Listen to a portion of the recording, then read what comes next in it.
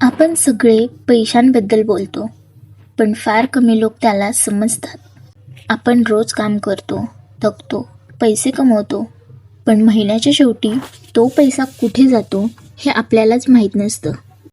सुरुवात इथून होते, अवेअरनेस. पैशाबद्दल बोलायचं, विचार करायचा आणि प्लॅन बनवायचा.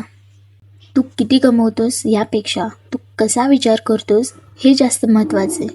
आज मजा करू, उद्या बघू हा विचार थांबव. कारण पैशाची मजा तेव्हाच टिकते जेव्हा तू तुझ्यासाठी काम करतो. सुरुवात छोटी असली तरी चालेल. दर महिन्याला पगारातून 20% बाजूला ठेव. ती रक्कम इमर्जन्सी फंड आणि SIP मध्ये गुंतवा.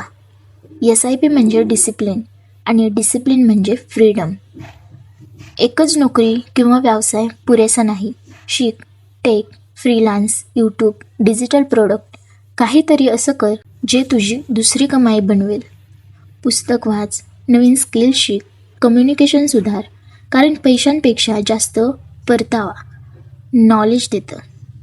पैशाने सुख मिळतं, पण शांती मिळत नाही. शांती मिळते जेव्हा तू पैशावर कंट्रोल घेतोस, जेव्हा तुझं खर्च, बचत आणि स्वप्न तिन्ही बॅलन्समध्ये असतात. लक्षात ठेव, पैसा तुझा व्हॅल्यू वाढवू शकतो, पण तुझं कॅरेक्टर नाही.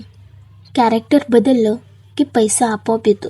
जर तू आजपासून फक्त थोडं शहाणपण लावलं तर पुढचं वर्ष तुझं आर्थिक वळण घेणारं ठरेल.